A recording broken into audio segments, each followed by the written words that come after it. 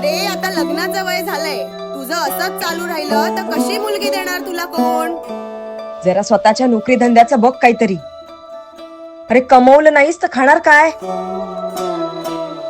दादा पुढच्या 2 महिन्यात आईचं ऑपरेशन करायचंय. सगळा खर्च मी एकटा कसा सांभाळणार आहे?